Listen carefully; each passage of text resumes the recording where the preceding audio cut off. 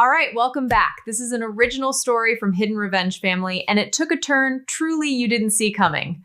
Let's get into it. The air in my parents' living room smelled like expensive vanilla candles and the kind of unspoken expectations that always made my skin itch. It was my 30th birthday, but I felt less like a guest of honor and more like a tactical error. My name is Maya, and 3 months ago I finally turned in my stripes, after nearly a decade in signal intelligence SIGINT for the U.S. Army. My ears were tuned to a different frequency than the rest of my family. I didn't just hear conversation. I heard the subtext, the cadence of lies, and the rhythmic hum of a world built on digital handshakes. I was sitting on the edge of a mid-century modern armchair that cost more than my first 3 cars combined. Across from me, my sister Elena was holding court, as my mother liked to call it. Elena was the golden child, a high-end real estate agent in San Francisco who treated the world like a curated Instagram feed. Everything about her was polished: her teeth, her career, her carefully managed empathy. "You look so thin, Maya," my mother said, her eyes scanning my face for signs of the brokenness she was certain I'd brought home from my last deployment. "Are you still having those episodes, the ones with the loud noises?" "I'm fine, Mom," I said, my voice flat. It was the same lie I'd told every morning at Fort Gordon and every night in the field. I wasn't broken. I was just calibrated for a world they didn't understand. Elena stood up, her silk dress rustling as she walked toward me. She was carrying a gift bag with a bright yellow bow. "I wanted to get you something special this year," she said, her voice dropping into that syrupy register she used when she wanted something. "I know how hard it is for you to adjust to the city noise. I talked to a specialist and they said noise-canceling tech is the best thing for, people with your history." She handed me the bag. Inside was a sleek white box containing top-of-the-line wireless earbuds, the kind that cost $800 and promised total silence. "Happy birthday, sis," she whispered, leaning in to kiss my cheek. "Use them. They'll make your days easier. No more tangled cords, no more stress. Just peace." I held the box. It was a beautiful gesture on the surface. But as my thumb ran over the plastic seal, my internal alarm, the one that had kept me alive while monitoring insurgent frequencies, tripped. The box felt off. Not heavy exactly, but the center of gravity was shifted by maybe 3 grams. In my world, 3 grams of unexpected weight is where the trouble starts. I looked at Elena. She was watching me with an intensity that didn't match her casual smile. She wasn't waiting for me to say thank you. She was waiting for me to open the case. Have you ever been the person everyone calls broken just so they can ignore the fact that you're the only one in the room who actually sees the truth? Have you ever had a family member treat your trauma like a weakness they can exploit right to your face while the rest of the room claps for their generosity? "Thanks, Elena," I said, forcing my facial muscles into a semblance of gratitude. "I'll try them out tonight." "Oh, try them now," my mother chirped. "See if they work. The battery needs a full cycle first." I lied smoothly. Military habit: never trust a device straight out of the box. The dinner that followed was a masterclass in passive aggression. My father spent the meal talking about legacy and financial stability, code for his disappointment that I hadn't followed him into corporate law. He kept glancing at Elena, praising her latest commission, while I pushed a piece of dry chicken around my plate. They talked as if I wasn't there, or perhaps as if I were a ghost haunting my own birthday party. "We're so glad you're back, Maya," my father said, finally acknowledging me. "But you really should look into that position at the security firm I mentioned. You can't just sit in that apartment forever. You need a purpose." "I have a purpose, Dad," I said. "I'm just figuring out the logistics." As soon as I could make a polite exit, I grabbed the gift bag and headed for the door. The San Francisco fog was rolling in thick and gray, swallowing the streetlights. I drove back to my small apartment in the Sunset District, the white box sitting on the passenger seat like a live grenade. The moment I locked my door, I didn't go to the kitchen for a glass of wine. I went to my workbench. I still had my kit high-sensitivity RF scanners, a digital oscilloscope, and a spectrum analyzer I'd liberated from a surplus sale. I pulled the earbuds out of the case. They were beautiful. White, pristine, perfect. I turned on my RF scanner and watched the needle. For standard Bluetooth, you expect a specific frequency. Hop, a predictable burst of energy during the pairing handshake. I set the case on the mat. The needle didn't just hop, it spiked. There was a secondary signal. It was faint, buried under the standard 2.4 GHz band operating on a low-power, high-frequency burst protocol. It was a signature I'd seen before in tactical surveillance bugs. It wasn't just receiving audio from a phone. It was transmitting ambient room noise to a remote server. My heart didn't race. It slowed down. That was the SIGINT training kicking in. When you realize you're being monitored, you don't panic. You analyze the perimeter. I took a jeweler's loupe and examined the charging case. Under the 10 times magnification, I saw a microscopic seam along the internal plastic housing that shouldn't have been there. Someone had opened this case with a precision heat gun, installed a sub-miniature microphone, and a GPS lofting chip, and resealed it so perfectly that a civilian would never have noticed. But I wasn't a civilian. I looked at the note Elena had tucked into the bag. "Happy birthday. I trust you, Daddy won't let me fall." No, that was an old memory. The note in the bag said, "For your new chapter, stay connected, stay connected." She wasn't kidding. I sat back, the blue light of the oscilloscope reflecting in my eyes. Why would Elena want to listen to me? Why would she need to know where I was every second of the day? We weren't close, but we weren't enemies, or so I thought. I remembered my mother's comment at dinner about the Ares project, the family trust my grandfather had set up before he passed. He had been a merchant mariner, a man who didn't trust banks and preferred hard assets. The trust was supposed to vest on my 30th birthday, today. I reached for my laptop and logged into a secure VPN. If Elena was using high-end tech, she wasn't doing it alone. This kind of modification required a specialist. I pulled up the metadata of the gift receipt Elena had accidentally left in the bag. It was from a boutique tech store in Soma. I knew the owner, a guy named Sam, who used to do contract work for the NSA before he got burned. I grabbed my coat and the earbuds. I didn't call him, I didn't text, I just drove. The city was a blur of neon and rain. I kept the earbuds in their case wrapped in a signal-shielding pouch I'd made from a mylar blanket. If they were listening, all they'd hear was the muffled silence of a lead-lined grave. When I arrived at Sam's shop, the closed sign was up, but I saw the blue flicker of a monitor in the back. I knocked a specific rhythm on the glass, a sequence we'd used back at the agency. The door opened a few inches. Sam looked out, his eyes widening when he saw me. "Maya! What are you doing here? It's late." "We need to talk about my birthday present, Sam," I said, stepping past him into the shop. The room was filled with the smell of solder and ozone. I pulled the earbuds out and set them on his desk. "Who paid you to put a burst transmitter in these?" Sam went pale. He didn't look at me. He looked at the device. "Maya, I didn't think it was for you. She said it was for a troubled client. For their protection." I pressed. "Elena?" Sam nodded slowly. "She told me you were having a hard time, that you were unstable. She said she needed to make sure you didn't do anything rash. She said it was a family matter." "A family matter," I repeated.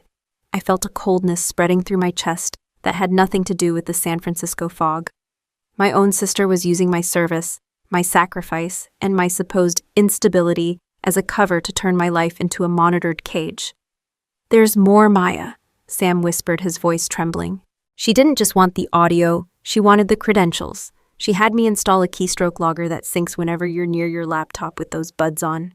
She wanted your passwords, especially the one for the Mercer Trust portal." I looked at the earbuds sitting on the desk. They weren't a gift, they were a skeleton key. Elena wasn't trying to protect me. She was trying to rob me of the only thing my grandfather had left specifically for me. "Can you flip the signal?" I asked Sam. "What? The transmitter?" I said, my voice dropping an octave. "Can you reroute the data? I want to see where she's sending the audio, and I want to give her a reason to keep listening." Sam's eyes sharpened. The old agency spark was back. "You want to run a counter-op on your own sister. I'm not running an op on my sister," I said, picking up the earbuds and feeling the weight of them. "I'm running an op on a thief. And by the time I'm done, she's going to wish she'd just bought me a cake." Brilliant. I walked back to my car, the earbuds now paired not to Elena's server, but to a mirror drive Sam had created. I drove home, the silence of the city, no longer feeling like a threat, but like a canvas. I went back into my apartment, sat at my desk, and opened my laptop. I knew she was watching. I knew she was listening. I opened a blank document and typed *Mercer Trust. Access code -draft *. I let the cursor blink for a long time. Then I picked up the earbuds, put them in, and let out a long, heavy, performative sigh. I don't know if I can do this anymore, I whispered into the empty room, my voice shaking with a fake sob. I just need the money. I just need to get away from them all. I watched the data packet light on my router. It flickered a fast, hungry burst of green. She was there. I started typing a series of random fake account numbers, knowing that every keystroke was being recorded by her logger. I made sure to stop, delete, and retype, making it look like I was struggling with my memory. I was feeding the beast, and it was eating every scrap. But as I accidentally left my browser window open to a page titled One-Way Flights to Zurich, I heard something through the feedback loop Sam had set up. It wasn't just Elena's breathing. There was a second voice, a man. Is she doing it? The man asked. She's breaking, Elena's voice replied, and I had never heard her sound so triumphant. She's finally typing the codes. We'll have the transfer initiated by dawn. The old man was a fool to leave it all to her. She's too damaged to even know what she's losing. And the other thing, the man asked. The fraud report is already drafted, Elena said. Once the money is moved to our offshore, we file the papers claiming she had a psychotic break and laundered the funds herself. By the time the feds look at her, we'll be gone. I sat in the dark, the blue glow of my screen, the only light in the room. They weren't just stealing the money. They were going to frame me for the theft and use my military record as proof of my instability. I didn't move. I didn't blink. I just reached out and hit save on the recording. I had been a ghost in their house for 6 years. It was time the ghost started making some noise. I picked up my burner phone and dialed a number I hadn't used since my last briefing in the desert. This is Maya Vance, I said when the line connected. I have a SIGINT intercept involving a multi-million-dollar wire fraud and a direct threat to a military veteran. I need Agent Miller. Tell him the pedestal is moving and the statue is about to fall. I stood up, the earbuds still in my ears, and walked to the window. Across the street, a black SUV was idling in the shadows, its lights off. I didn't have to guess who was inside. I adjusted the volume on my headset, leaning into the microphone. You should have checked the signal-to-noise ratio, Elena, I whispered, knowing my voice was traveling straight into her ear. In my world, silence isn't just peace. It's a trap. The SUV's brake lights flashed once, then, twice, a nervous twitch. I watched as the driver's side window rolled down just an inch, and I could see the glow of a tablet screen inside. She was watching me. She was terrified. I pulled a small black USB drive from my kit, the one Sam had helped me configure. It contained a logic bomb. If she tried to use the keystroke data I'd just fed her to log into the Mercer Trust, it wouldn't grant her access. Instead, it would initiate a backtrace that would dump her entire hard drive, her browser history, and her encrypted messages directly onto a federal server. I sat back down and placed my finger on the enter key. I waited for her to make the first move to take the bait and try to enter the vault. The city hummed outside, a million signals crossing the air, but I was focused on only one. I could hear the rapid clicking of keys from the SUV through the earbuds. She was doing it. She was trying to initiate the transfer. Go ahead, Elena, I murmured. Open the door. The data light on my router went from a steady blink to a frantic solid green. The biometric handshake request popped up on her screen, a fake prompt I'd designed to look like high security clearance. She wouldn't hesitate. She was too arrogant to believe I could outsmart her. She pressed her thumb to her own tablet, thinking she was bypassing my security. Instead, my screen turned red. Trace initiated, federal server uplink active. I stood up and walked to the kitchen, finally pouring that glass of wine. I didn't look at the SUV anymore. I didn't need to. I could hear the sirens in the distance, a low wail beginning to rise over the sound of the Pacific. I took a sip of the wine. It was a cheap Cabernet, but tonight it tasted like the most expensive vintage in the world. I pulled the earbuds out of my ears and set them on the counter. They were quiet now. No more spikes, no more bursts. Just 2 pieces of plastic that had cost a fortune and bought me my freedom. The sirens grew louder, reflecting off the glass of the luxury towers downtown. I leaned against the counter, closed my eyes, and listened to the sound of my family's legacy, finally finding its true foundation. I wasn't the broken one. I was the architect. And as the first blue and red lights began to flash against my living room wall, I realized the most important thing of all: sometimes the best birthday gift isn't what's inside the box. It's what you do with the person who gave it to you.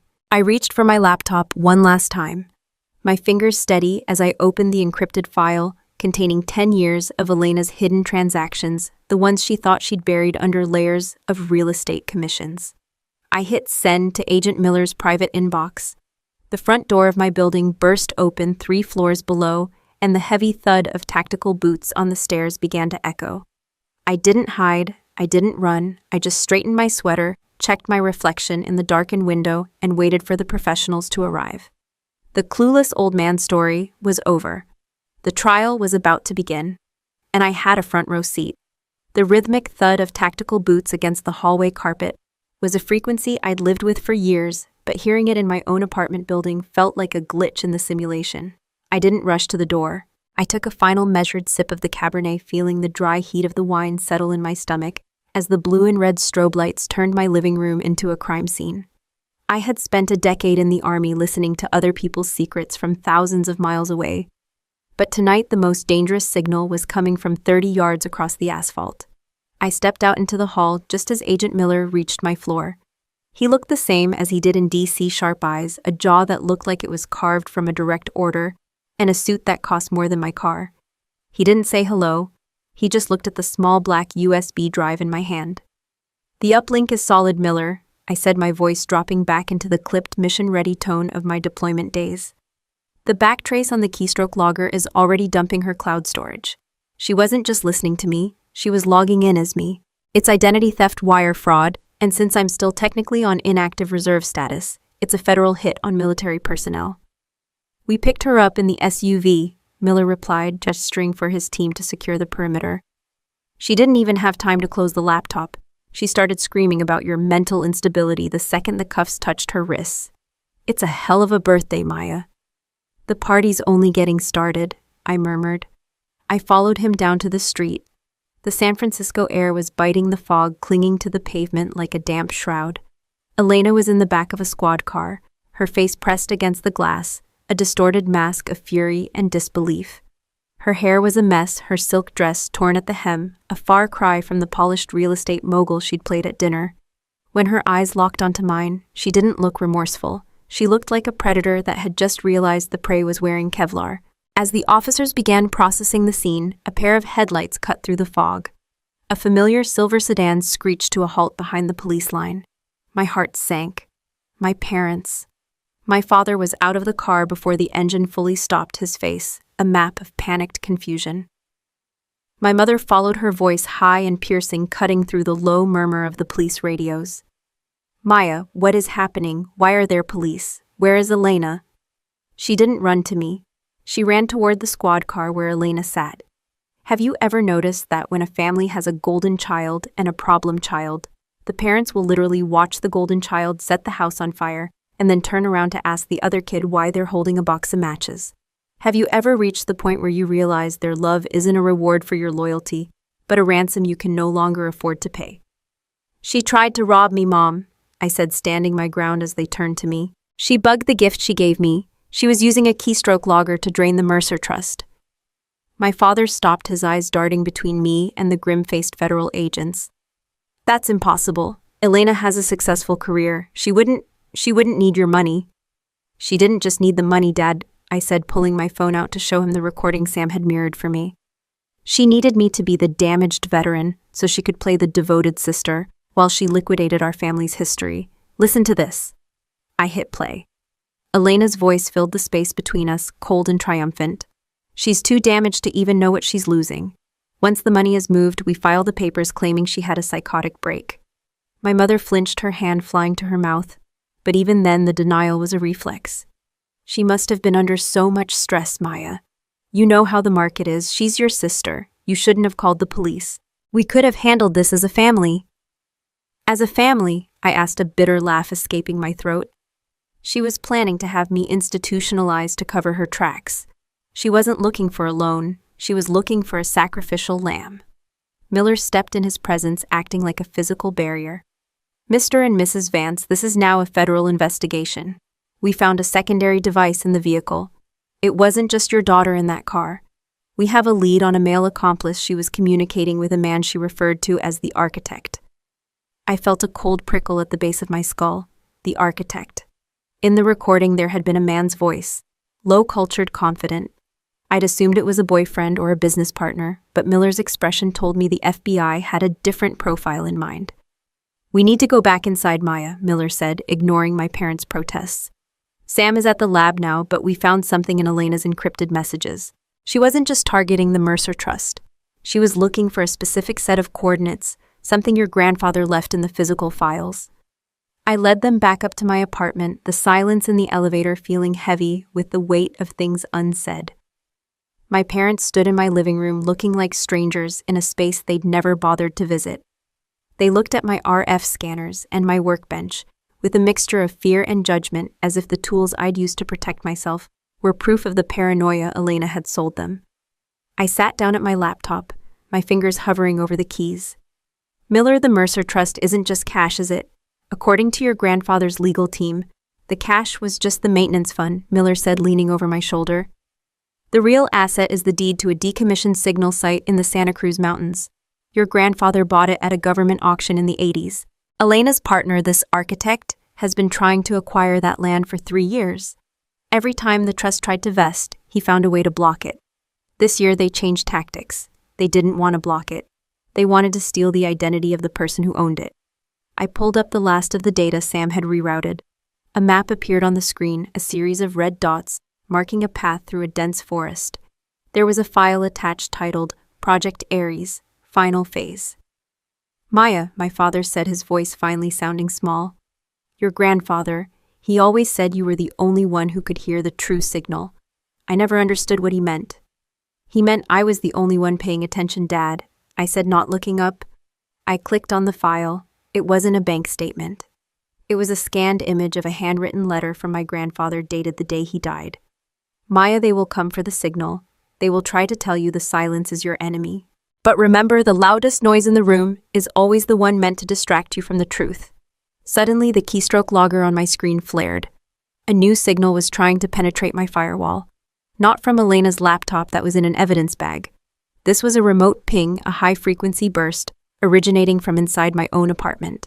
I stood up, my eyes scanning the room with tactical precision. I looked at the bookshelf, the kitchen counter, the gift bag Elena had brought. Then I looked at my mother's handbag. Nestled in the side pocket was a small silver pen my mother used to sign everything. It was glowing with a faint blue LED pulse. "Mom," I said, my voice barely a whisper. "Where did you get that pen?" "Oh, Elena gave it to me this morning," she said, sounding confused. "She said she wanted us to have matching sets for the new chapter." I didn't wait for her to finish. I grabbed the pen and jammed it into a signal-shielding lead canister on my workbench. The keystroke logger on my screen went dead instantly. "She wasn't just tracking me," I said, turning to Miller, the realization hitting me like a physical blow. "She was using Mom and Dad as mobile relay stations.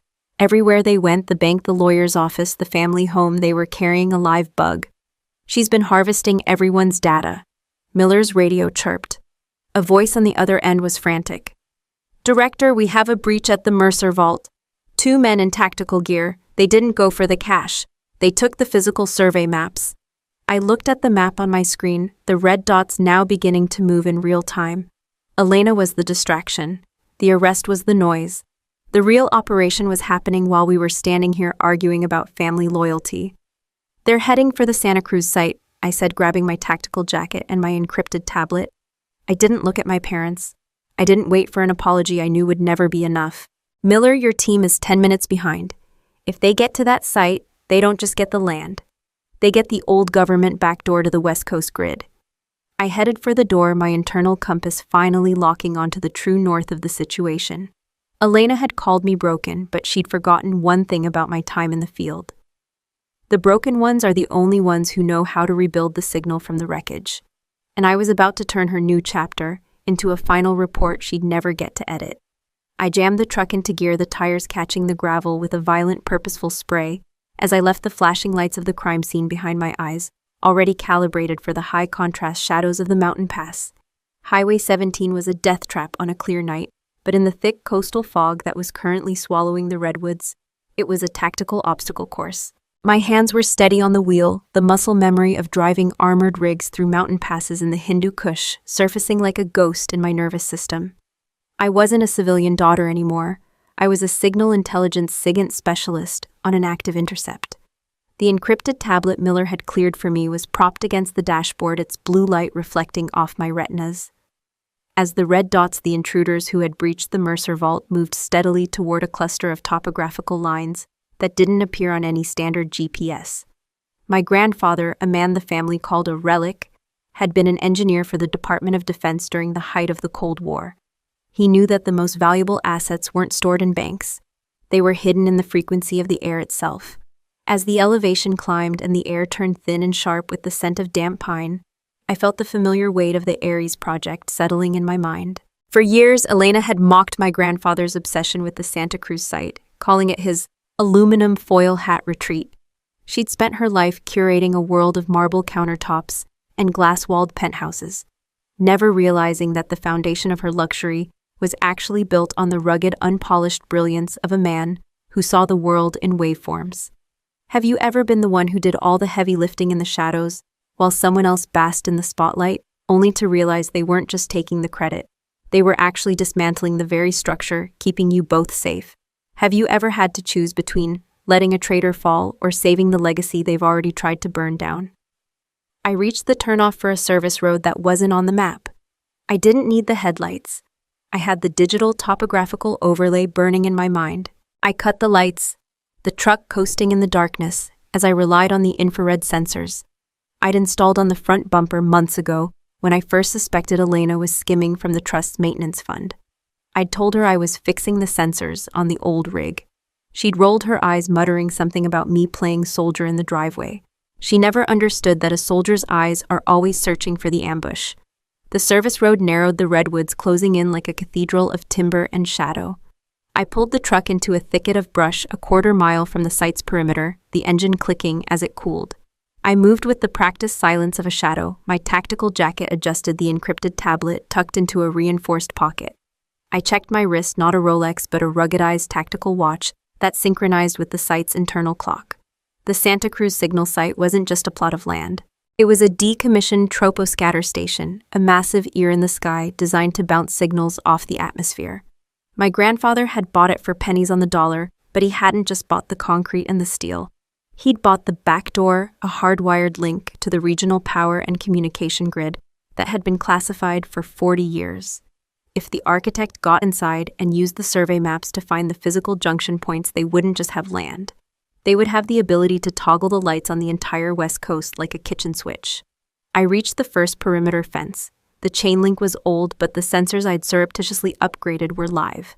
I pulled out a small RF handheld, the same one I'd used to scan the gift Elena gave me, and found the handshake frequency.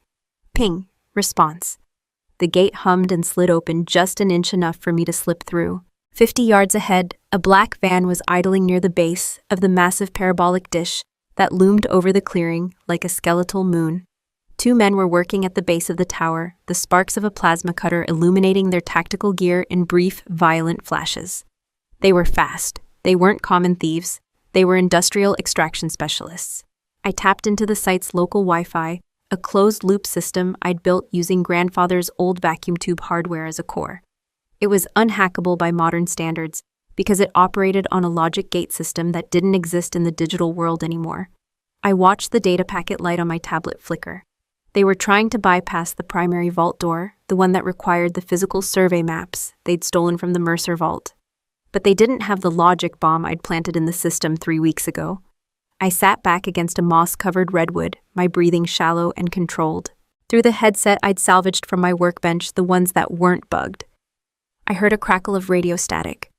"We're at the primary junction," a voice whispered. It was the man from the recording, the architect. He wasn't in the clearing.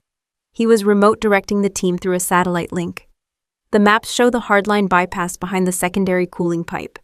Find the lead-lined conduit. Once we're in, the West Coast grid goes dark on my command."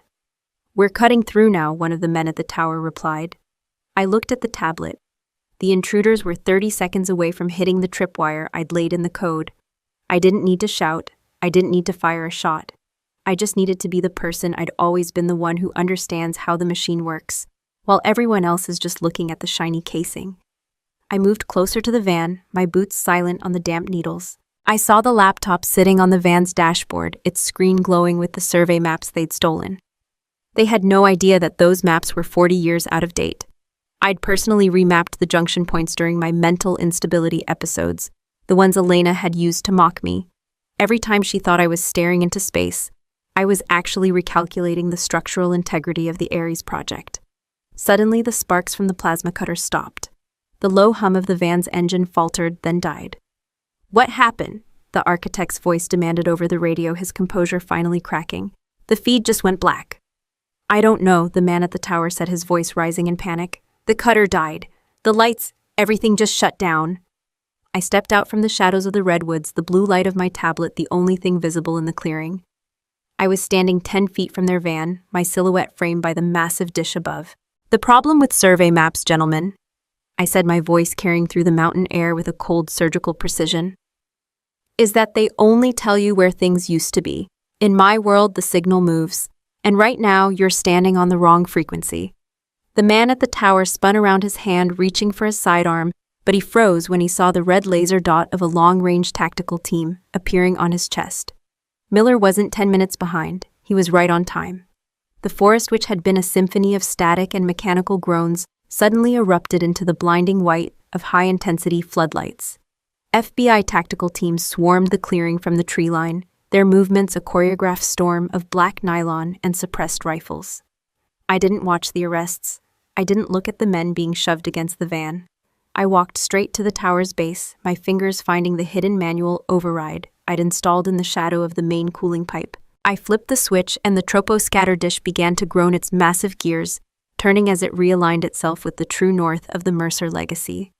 The architect's voice was still screaming through the abandoned radio on the van's dashboard, a tinny, desperate sound that was quickly becoming irrelevant. I reached in, picked up the radio, and keyed the mic. "Silas," I said, naming the man Miller had identified in the car. "You told my sister I was the damaged one. You told her I was the weak link in the chain. But you forgot the first rule of SIGINT: you never underestimate the person who knows how to listen to the silence." I dropped the radio into the mud and watched as the data on my tablet began to scroll in a clean green waterfall. The logic bomb hadn't just shut them down.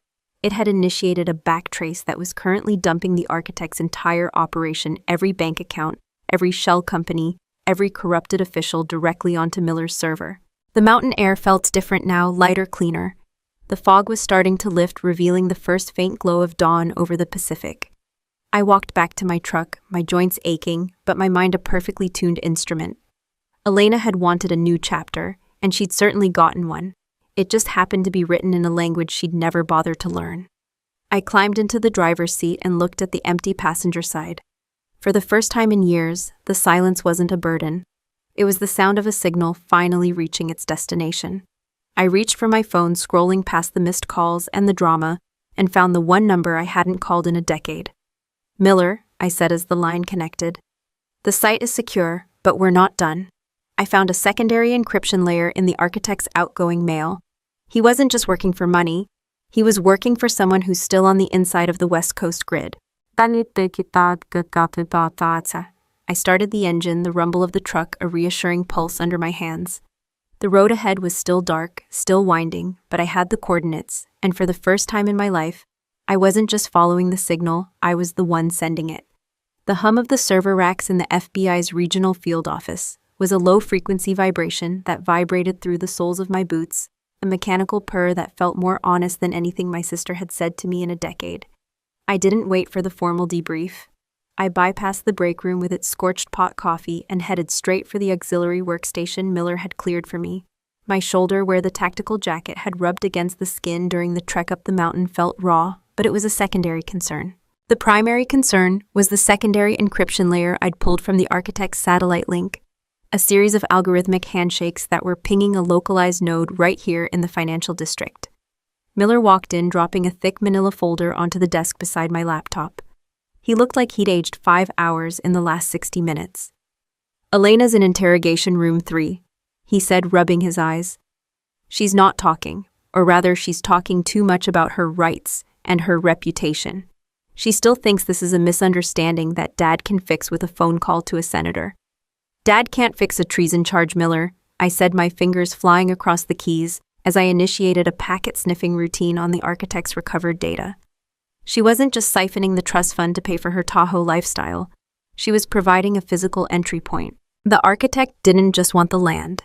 He wanted the troposcatter station's hardwired link to the SCADA systems that control the regional power grid. If they'd bypassed my logic bomb, they could have induced a cascading failure from the Oregon border down to San Diego. Have you ever sat across from someone you shared a childhood with, someone who saw you at your weakest and realized they didn't see a sister? They saw a vulnerability they could liquidate for the right price. Have you ever had to accept that the person who should have been your primary support was actually the one mapping out your destruction? I pulled up a visual representation of the data packets. They weren't just random strings of code, they were formatted as maintenance logs for the West Coast grid. And they were being signed off by an internal ID. Miller, look at the signature on these bypass requests. I said, my voice dropping into the surgical tone I'd used back at Fort Gordon when we intercepted insurgent comms. ID 74 Alpha Niner, that's a senior engineering override. Someone at the Department of Water and Power isn't just compromised. They're the one who gave Silas the maps in the first place. We're cross-referencing employee records now, Miller replied, leaning over my shoulder. But your sister, she keeps mentioning a consultancy fee she was promised. She's convinced she was just facilitating a private infrastructure upgrade. The architect played her like a cheap fiddle, Maya. He used her greed to hide his intent. Don't give her the useful idiot defense, I snapped, the heat finally breaking through my SIGINT-calibrated shell. She bugged my birthday gift. She tried to have me committed. She knew exactly what she was doing when she used Mom and Dad as relay stations. She didn't care about the consequences for the city, as long as her offshore account in the Caymans was hitting 7 figures. I felt the familiar OODA loop. Observe, orient, decide, act kicking into gear. I wasn't just reacting to the threat. I was getting inside the architect's decision cycle. He was remote, which meant he was relying on a stable uplink to maintain control of the compromised node. If I could spoof the heartbeat signal from the Santa Cruz site, I could make him believe the breach was successful. I could lure him out of the shadows. I reached into my bag and pulled out the earbuds Elena had given me, the gift that started this war. I'd neutralized the spyware, but the hardware was still top tier. I plugged the charging case into my laptop's high-speed port. What are you doing? Miller asked, his hand hovering near his radio. I'm using her delivery system, I said. The malware she had Sam install has a back channel for remote updates. If I can reverse the polarity of the burst transmitter, I can send a poison pill back to the architect's server. He's expecting a data dump from me. I'm going to give him one he'll never forget. I spent the next 40 minutes in a state of hyper-focus, the world around me fading into a blur of green text and flickering waveforms. I wasn't thinking about my parents' disappointment or the torn dress I'd left in the trash. I was thinking about signal-to-noise ratios. I was thinking about the way a lie looks when it's converted into binary. Suddenly, the screen flared red. A direct connection was being attempted. Source encrypted IP. Location downtown San Francisco. 1.2 miles away. He's close, Miller whispered, signaling for his tactical team to stand by. He's in the city. He's not just in the city, Miller, I said, my heart rate steadying as the final piece of the puzzle locked into place. He's in the DWP headquarters. ID 74 Alpha Niner isn't a mole he's paying off. The architect is the mole. Silas isn't an external hacker. He's the lead systems architect for the very grid he's trying to hold for ransom. I looked at the earbuds sitting on the desk. They looked so innocent, 2 small white pieces of plastic that were meant to represent a sister's love. Instead, they were the evidence of a conspiracy that reached into the literal heart of the state's infrastructure. I hit the send button on my laptop, launching the logic bomb through the earbuds burst transmitter protocol. On my screen, I watched the architect's server attempt to swallow the data. It didn't just accept the file, it integrated it. The poison pill was now inside his system, mapping his physical location, his keystrokes, and his biometric login. Go, I said to Miller. He's at the main terminal on Market Street. He thinks he's initiating the blackout right now. In reality, he's just notarizing his own arrest warrant. Miller was out the door before I finished the sentence. I stayed at the desk, watching the data packet light on my router. It went from a frantic green to a steady solid blue. The connection was severed. The architect was dark. I stood up, my joints cracking as I finally allowed the physical exhaustion to hit me. I walked to the glass of the observation deck overlooking the city. The sun was fully up now, the morning light glinting off the skyscrapers and the bay. Somewhere out there, the millions of people waking up to their morning coffee had no idea that their world had almost gone silent.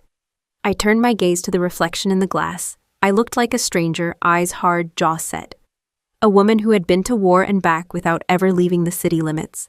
Elena had spent her life trying to make me invisible, but in her greed she'd given me the one thing I needed to see through her entire world. The door to interrogation room 3 opened down the hall. I saw my mother and father standing there looking lost and diminished as they were escorted out by a junior agent.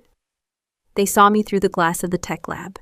For the first time in 30 years, they didn't look at me with pity. They didn't look at me as the damaged child. They looked at me with a profound, terrifying realization that they had never really known who was sitting at their table. I didn't wave. I didn't smile. I just reached into the lead canister on my workbench and pulled out the silver pen Elena had given my mother, the relay station that had been harvesting their lives. I didn't need a scanner to know it was still live. I could feel the frequency of the betrayal pulsing in my hand, a silent signal that was finally being broadcast for the whole world to see. I walked out of the lab, the weight of the Mercer legacy, finally feeling like a foundation instead of a burden. Elena was still screaming in the other room, a high, desperate sound that was quickly becoming part of the background noise. I headed toward the elevator, my mind already recalculating the next phase of the operation. Because in my world, the signal never truly dies, it just moves to a higher frequency. And I was the only one left who knew how to tune it in. The elevator chime was a clean digital note that sounded like a verdict, signaling my departure from the FBI field office and my return to the raw, unfiltered reality of a city that had no idea how close it had come to a total blackout. As the doors slid open to the lobby, the morning sun was hitting the glass of the skyscrapers at a sharp surgical angle, turning the financial district into a canyon of blinding silver. My parents were still in the auxiliary room upstairs, likely trying to find a version of the truth that didn't involve their favorite daughter being a federal felon. I didn't wait for them. I didn't need a ride. I had already flagged a car. My mind already 4 miles down the road, at the law offices of Crane and Associates, the keepers of my grandfather's original undigitized files. My phone buzzed in my pocket, a notification from Agent Miller. Silas is in custody. We caught him at the main terminal. He was halfway through a script to bypass the regional substations. The architect is officially off the grid. I stared at the screen, the blue light reflecting in the polished marble of the lobby. Silas was gone, but the ghost he'd helped Elena create was still haunting the Mercer Trust. In signal intelligence, we have a term called residual interference, the noise that remains even after you've cut the primary transmitter. Elena wasn't just a thief. She was a variable that had been calculating my destruction for years. She had used my time in the service, my supposed fragility, as the camouflage for a 3-year extraction project. I checked my tablet as the car pulled into traffic. The poison pill I'd sent through those bugged earbuds was still working. It was currently mapping every shell company Silas and Elena had used to hide the trust's maintenance funds. The names of the entities were almost poetic in their mockery golden child holdings. Pedestal Asset Management Sacrifice, LLC. Have you ever been the person who kept the engine running in the dark, while the golden child was praised for just standing near the light switch? Have you ever had to realize that your family's peace was just a code word for your silence while they sold your future to a stranger? The car stopped in front of a modest pre-war brick building that looked out of place among the glass towers. This was where the real power lived, not in cloud servers, but in paper ink and the memory of a man who didn't trust anything he couldn't touch. I walked into the lobby, the air smelling of old mahogany and floor wax. Robert Crane, the same attorney who had notarized my grandfather's will 20 years ago, was waiting for me. He looked like a man who had spent his life watching families tear themselves apart over china patterns and stock options. He didn't offer a smile. He offered a heavy iron key and a folder sealed with red wax. "Your sister's legal team called an hour ago, Maya," Crane said, his voice a low rumble. "They were demanding access to the Hawthorne site survey. They claimed you were under medical evaluation and that they had an emergency power of attorney. I hope you told them to check the vascular pattern on the signature," I said, my voice cold as I took the folder. "I told them that the Mercer Trust doesn't recognize an emergency POA without a physical biometric handshake from the primary trustee." Crane replied, a ghost of a smirk touching his lips. Your grandfather was very specific about that. He said the loud ones will try to talk their way in, but only the one who listens can open the door. I walked to a private alcove and broke the seal. Inside wasn't a bank statement. It was a technical manual for the troposcatter station in Santa Cruz, but with my grandfather's handwritten annotations in the margins. Maya, the signal isn't the land. The land is just the antenna. The asset is the bypass, the hardwired link to the SCADA system I built for the Department of Defense in '84. It's the only way to reground the grid if the digital backdoors are compromised. Silas knows about the link, but he doesn't know the frequency offset. My heart rate didn't spike. It calibrated. I saw the numbers, the frequency shifts, the encryption keys that were based on the serial numbers of the old vacuum tubes I'd seen in the basement. This was the backdoor Silas wanted. It wasn't just land for a luxury resort. It was a strategic asset that would have given a foreign buyer a physical kill switch for the entire California power supply. And Elena had been ready to sell it for a few $1 million and a consultancy fee. Suddenly, the tablet in my lap flared. A new connection request. Source unknown, priority high, secure link established. I clicked the link. The screen flickered and then a video feed appeared. It was the interior of the interrogation room back at the FBI office. Miller must have left the link open for me to monitor. Elena was sitting across from a junior agent, her mask of the grieving sister, finally replaced by the cold, calculating face of the woman she had always been. You don't understand, Elena was saying, her voice sharp and brittle. My sister is unstable. She's a veteran with severe PTSD. Whatever she told you is a hallucination. The files she found are fabricated. She's trying to ruin me because she's jealous of my success. We found the spyware in her birthday gift, Miss Vance, the agent said calmly. I gave her those to protect her, Elena shrieked, leaning across the table. She wanders. She gets confused. I needed to know she was safe. And the property in Santa Cruz, that's family land. I was trying to develop it to pay for her long-term care. She needs a facility, and I'm the only one willing to do the work to get her there. I watched her on the screen, the way she used my sacrifice as her leverage, the way she turned my identity into her profit margin. She wasn't just lying to the feds. She was still trying to sell the broken Maya narrative to anyone who would listen. I looked back at the technical manual in my hand. The frequency offset wasn't just a number, it was a date. The date I'd graduated from AIT at Fort Gordon. My grandfather had updated the trust encryption the day I became a SIGINT specialist. He hadn't just been waiting for my 30th birthday. He'd been waiting for me to be ready to defend the signal. I picked up the phone in the lawyer's office and dialed Miller's direct line. Miller, I said, my eyes fixed on Elena's face on the screen. You need to play the recording of the call I intercepted in the SUV, the one where she talks about the fraud report and the psychotic break. But don't play it for her. Play it for the board of the DWP. They need to see exactly what their lead architect was planning to do with their physical bypass. Already on it, Maya, Miller replied. But there's one thing. We pulled the logs from the server Silas was using. There's a pending wire transfer from an offshore account in Shanghai. It was triggered 30 seconds after your sister was arrested. Someone is still trying to buy that access point. The realization hit me with the weight of a physical blow. The architect wasn't the top of the pyramid. He was a middleman. And the sale wasn't just about Elena's greed. It was an active operation. I stood up, the heavy folder tucked under my arm, the iron key cold in my palm. I looked at Robert Crane. I need the physical deed notarized and transferred to a blind trust under my sole control, now, and I need a secure line to the regional grid operator. You're going to shut it down, Crane asked. I'm not shutting it down, I said, walking toward the door with a steady military stride. I'm changing the locks. My sister told me I was just the pedestal for her statue. She forgot that a pedestal is the only thing that knows how to hold the weight when the world starts to shake. I stepped back out into the San Francisco morning, the wind whipping off the bay, sharp and bracing. I hailed a car and headed for the only place where the signal was still pure, the old troposcatter station in the mountains. The digital war was over, but the physical defense was just beginning. I could still see Elena on my screen, her mouth moving in a silent scream of denial as the agents laid out the evidence of her bank fraud. She thought she had erased me, but as the city blurred past the window, I realized the truth. You can't erase a signal that was built to survive the end of the world. You can only hope it isn't pointed at you when the lights go out. The mountain air was thin and sharp, tasting of wet cedar, and the metallic tang of an impending storm as I stepped toward the rusted heart of the troposcatter station. I wasn't here for a scenic view. I was following the breadcrumbs of a digital homicide. The iron key from Robert Crane's office felt heavy in my palm, a cold anchor to a past I had tried to outrun. My grandfather hadn't just left me a plot of land. He had left me a fortress of the old world, a place where signals were sent by massive churning gears and glowing vacuum tubes invisible to the sleek, fragile satellites the architect relied on. I moved through the darkness of the main control room, my tactical flashlight cutting a path through the dust-heavy air. This was the junction.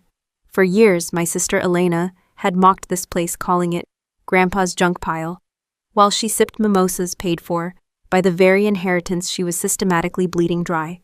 She had spent her life curating an image of effortless success, never realizing that the junk she despised was the only thing standing between her and a federal life sentence. Have you ever stood in the wreckage of your own family's lies and realized that the person who called you broken was actually the one whose soul was missing pieces?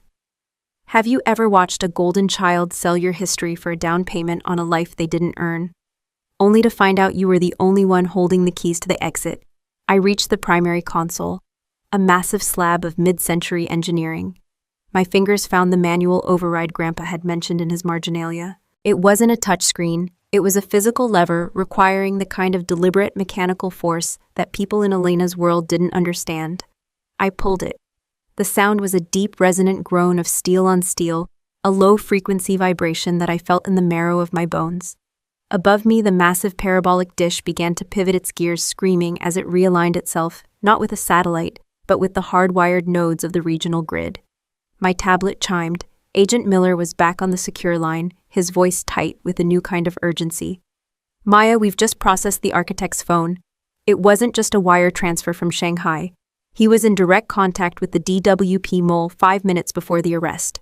They knew we were coming. Silas was the diversion, but the mole is still active, and they've initiated a hardware-level bypass. They're trying to ground the signal, I said, my voice dropping into the surgical monotone of a SIGINT intercept. They don't need the code anymore. They're going for the physical conduits. Miller, tell your team to watch the substation on 4th and Market. That's where the relay terminates.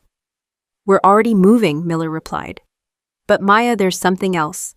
We pulled a voice memo from Elena's phone, a deleted file from 3 years ago. It's not about the money. It's about you. I froze, my hand still on the override lever. What do you mean? She wasn't just trying to rob you, Miller said, his voice unusually soft. She was trying to erase your military record. She's been in contact with a disgraced former officer from your old unit, someone who was discharged for selling intel. She was paying him to manufacture a psychotic break narrative for your personnel file. She wanted you stripped of your clearance and your benefits before the trust even vested.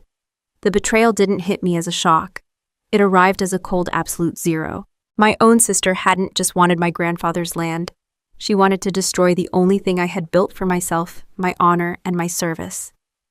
She had used my time in the field, the quiet sacrifices I made while she was busy networking in San Francisco, as the very weapon to ensure I stayed invisible forever.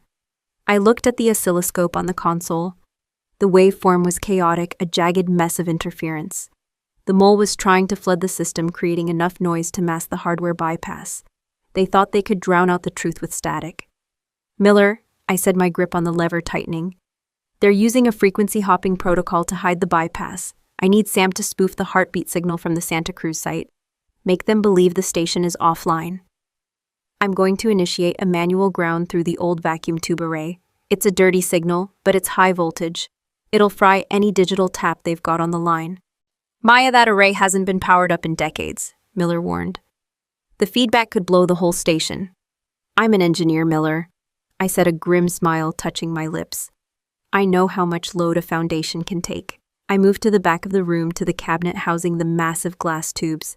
They looked like glowing organs, relics of a world built on physical presence and verifiable truth. I began the power-up sequence, the hum of the cooling fans rising into a scream. One by one, the tubes flared to life, a warm orange glow filling the room, pushing back the shadows. It was the ghost frequency, the signal my grandfather had promised would always be there if I knew how to listen. On my screen, I watched the digital noise from the DWP mole begin to stutter. The high-voltage surge from the Santa Cruz site was hitting their tap like a physical blow. The architect had built a palace of code, but I was hitting it with the raw, unfiltered power of the grid itself. Suddenly, the intercom in the control room crackled. It was a remote override from the FBI office. Miller's voice was replaced by a familiar, high-pitched shriek. "Maya, you're going to ruin everything." Elena's voice was hysterical, distorted by the speaker. "That property is worth millions. Do you have any idea what you're doing? You're just a soldier. You don't understand how the world works. Stop this right now, or I swear I'll tell everyone you finally snapped." I didn't answer her with words. I leaned into the microphone on the console, the same one my grandfather had used to coordinate signals during the Cold War. "You're right about one thing, Elena," I said, my voice vibrating with the power of the station. "I am a soldier, and a soldier doesn't just watch the structure burn. We hold the line." I slammed the final breaker home. The room erupted in a blinding flash of blue-white light as the arc flash vaporized the digital tap in San Francisco. On my calculator, the red dots marking the intruders vanished. The grid was grounded. The architect's network was dark. Silence rushed back into the room, a heavy velvet quiet that felt like a victory.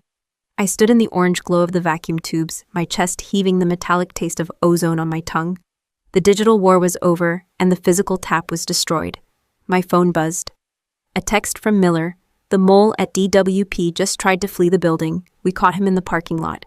The hardware bypass is neutralized. Maya, it's done. The grid is safe." I looked at the Leaves of Grass book sitting on the console, its pages now carrying the weight of a new history. Elena had wanted a new chapter, and she had certainly gotten one. It was a story of a sister who thought she was a queen, and a sister she thought was a ghost. But as the sun began to break through the fog over the mountains, revealing the massive steel dish standing tall against the sky, I realized the most important truth of all: ghosts are the only ones who can survive the wreckage.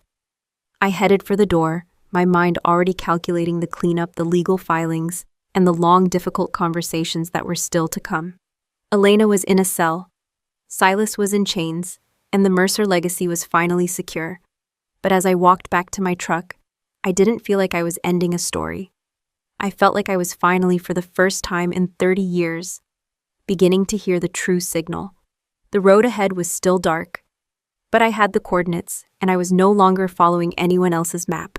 The truck engine roared to life, a deep, throaty rumble that matched the rhythm of my heart. I pulled onto the service road, the redwoods standing like silent witnesses as I drove away from the station. The city was still waking up, millions of people, unaware that their world had been saved by a broken veteran in a dusty mountain pass. I gripped the wheel, my eyes fixed on the horizon, ready for the fallout.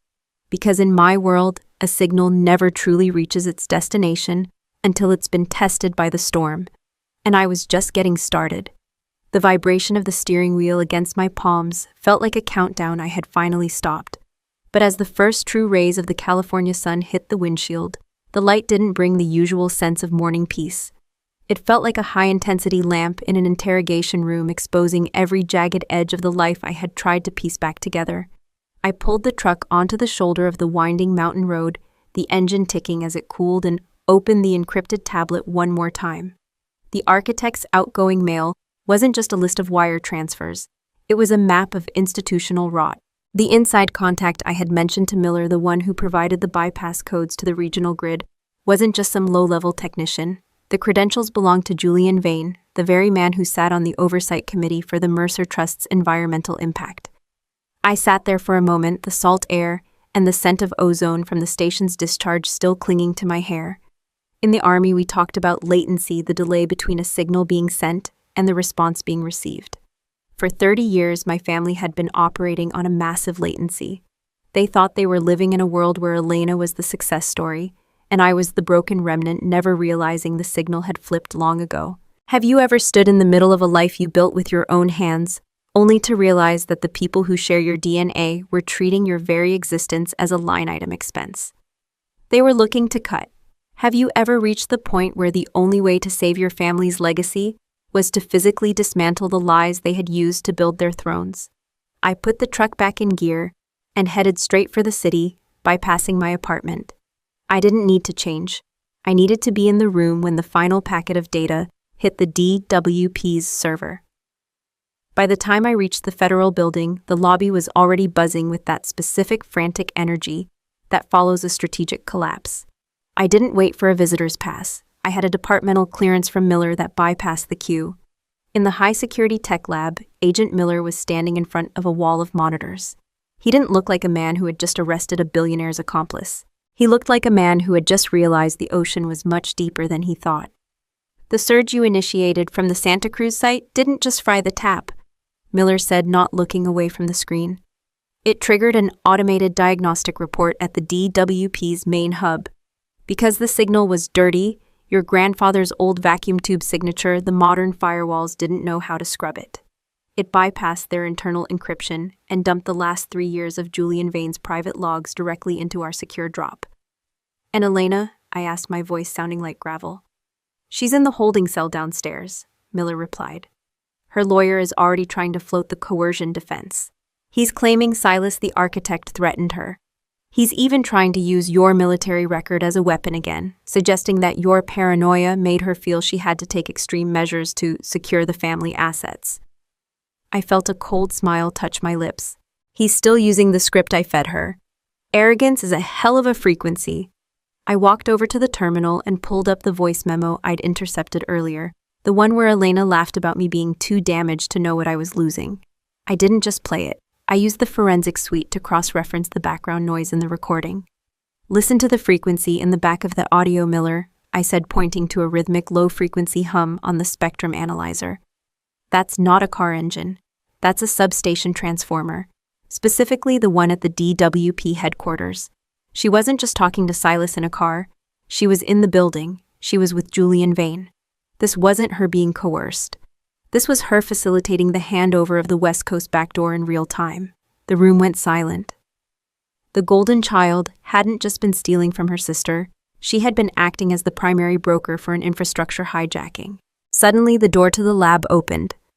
My father stepped in, followed by a junior agent who looked like he'd been trying to stop him for 3 floors. My father looked diminished. His expensive suit rumpled, his eyes red. He saw me standing there, jacket covered in mountain dust, hands stained with grease from the station's manual levers, and for the first time in my life, he didn't look through me. "Maya, home," he said, his voice cracking. "The lawyer says there's no way out for her unless we can prove she wasn't herself. He needs you to sign a statement about your episodes.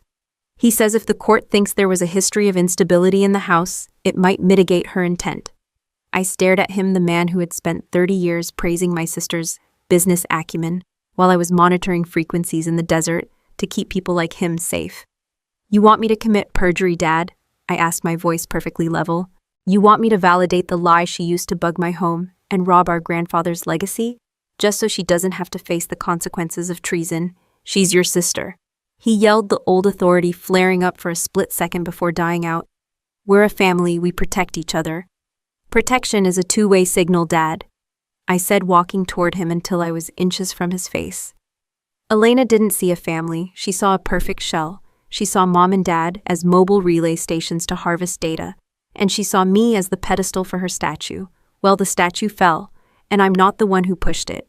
I'm just the one who refused to catch it. Miller stepped in, placing a firm hand on my father's shoulder. "Mr. Vance, you need to leave the lab. Now. Your daughter is a material witness in a federal investigation, and any attempt to influence her testimony will be recorded as obstruction." My father looked at Miller, then back at me, his mouth opening and closing like a fish out of water. He turned and walked out, his footsteps sounding heavy and hollow on the linoleum. I watched him go, feeling a profound, quiet weight lift off my chest. In my world, you don't apologize for a structural failure after the bridge has already collapsed. You analyze the debris, and you make sure the next one is built on a better foundation. I turned back to the monitors. Miller Julian Vane's logs are still live. He's trying to initiate a remote wipe on the DWP's backup servers from a private residence in Seacliff. "We're moving on him now," Miller said, checking his watch. "But Maya, there's one more thing. The architect isn't just Silas. Silas was the hands, Vane was the access. But the money. The $12 million transfer from Shanghai. It wasn't for the land. It was for a specific set of encrypted files your grandfather hid in the troposcatter station's physical cooling pipes. Something about the grid's grounding protocol from 1984. I froze. My mind flashed back to the station to the manual lever I had pulled to ground the signal. I remembered the feeling of the gears turning the way the whole station seemed to breathe. He didn't hide them in the pipes. I whispered, the final piece of the Mercer legacy finally clicking into place. He was the pipe. I grabbed the tablet and pulled up the schematic for the station. I zoomed in on the main bus bar, the one I had used to vaporize the digital tap.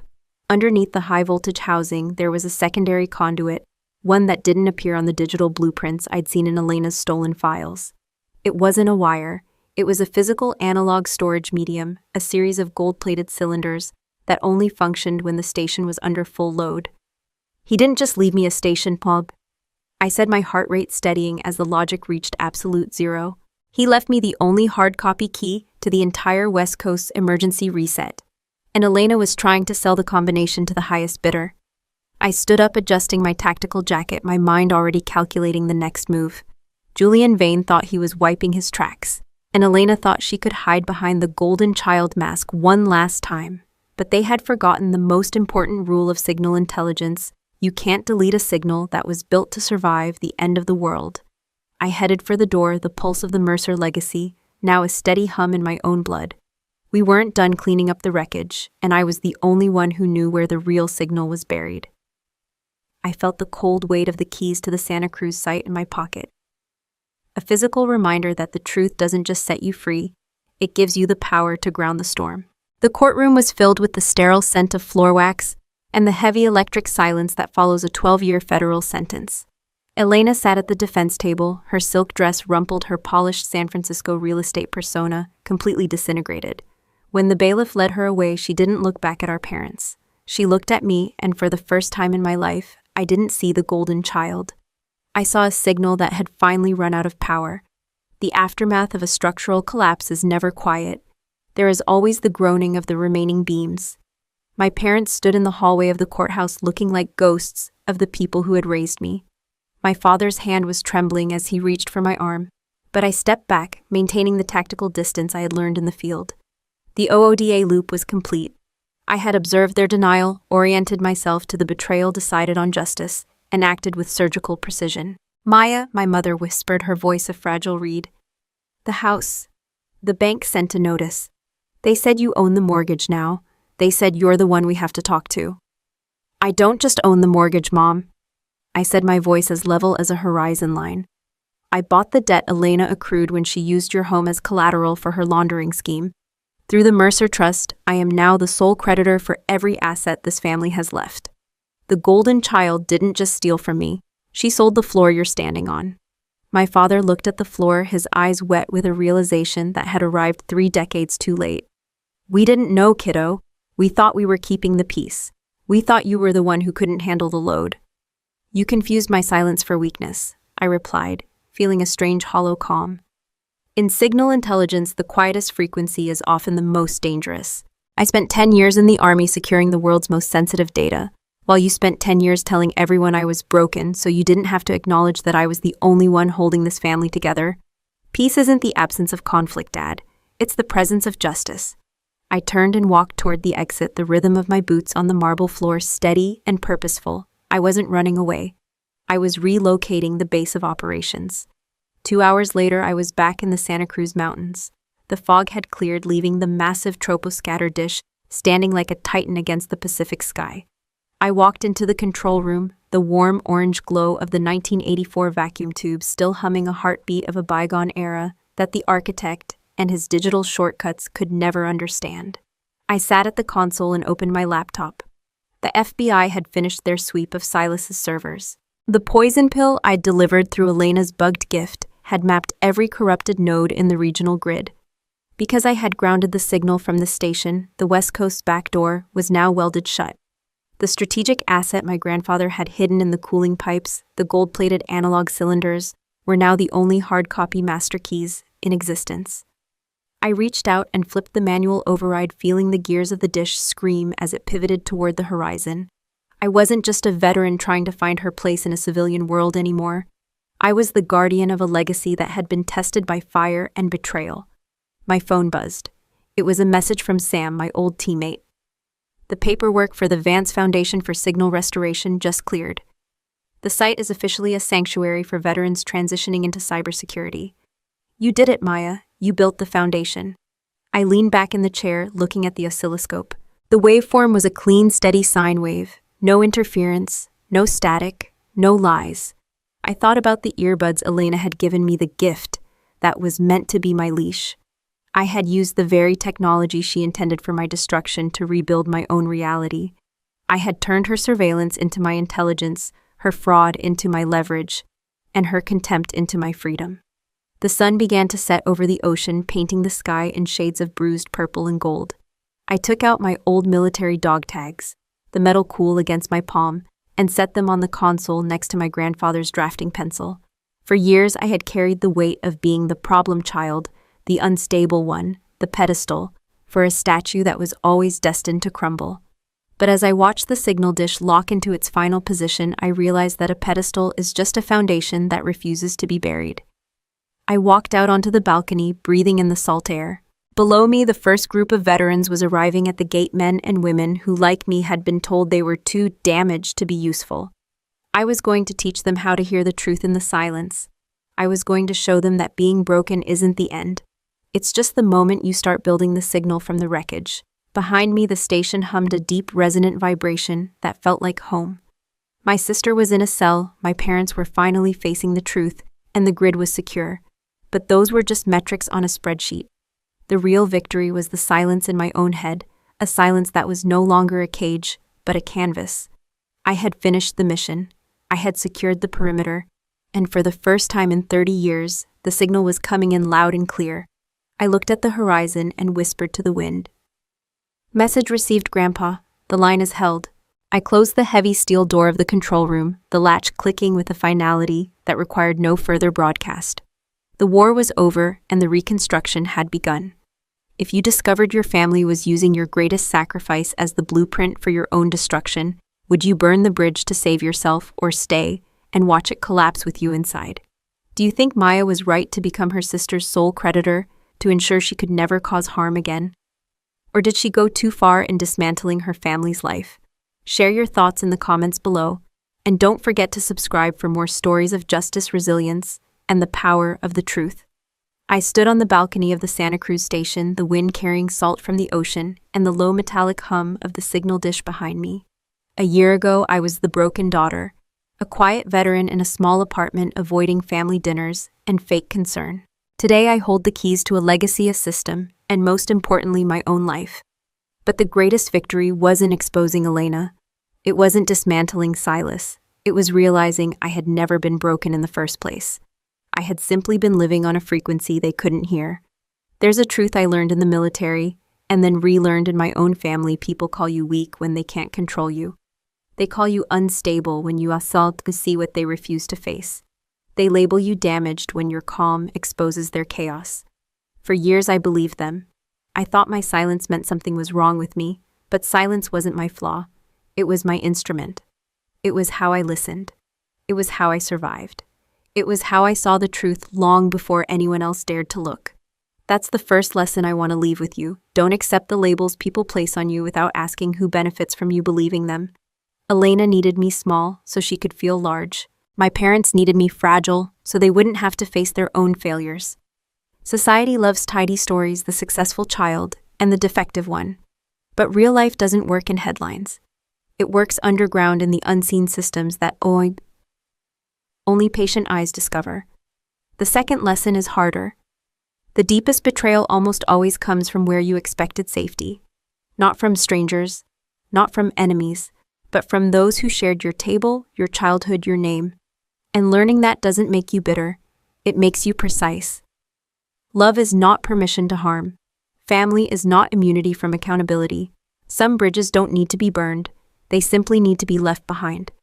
If you're listening to this and something inside you feels familiar, maybe you're living your own quieter version of this story. A family that doubts you, a workplace that underestimates you, a voice in your head that says you're the problem. Listen closely. If you have to shrink so someone else can feel tall, that isn't love. That's a power structure. The third lesson I learned: justice is not revenge. Justice is returning things to their rightful place. I didn't destroy my sister. She built her world on greed and deception.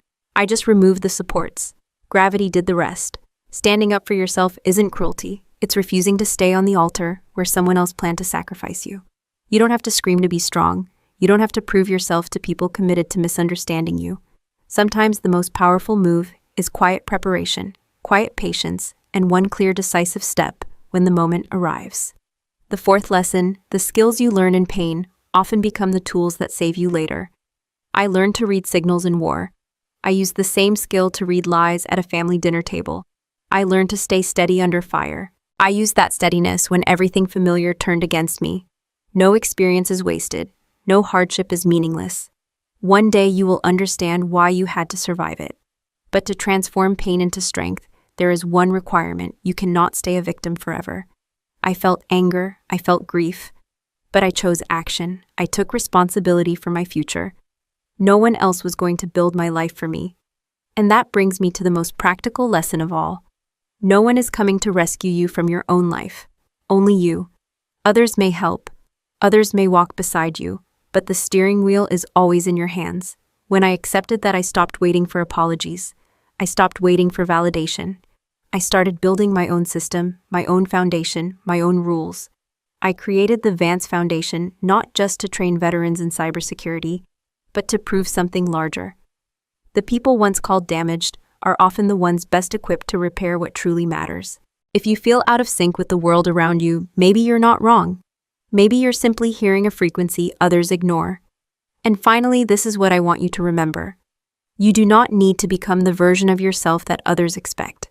You only need to become the version of yourself you respect when you look in the mirror. Maybe you're not there yet. Maybe you're still standing in rubble. But every strong structure begins with digging deep into the ground where no one sees the work. No one applauds you while you dig. They only admire the building once it stands. But you will know what it took to place each stone. I was called the broken child. Now I am the foundation that holds everything upright. Not because I am flawless, but because I refuse to quit. If you needed a sign to keep going, consider this it. Hold your frequency. Do not let anyone tune it for you, because one day when all the noise fades, your signal will be what remains. Final note. This story is a work of fiction created by artificial intelligence to heighten drama and emotion. But the valuable lessons we discuss are entirely real and continue to happen to many people every day. If this style isn't for you, that's perfectly okay. Please feel free to look for other content that better suits your needs.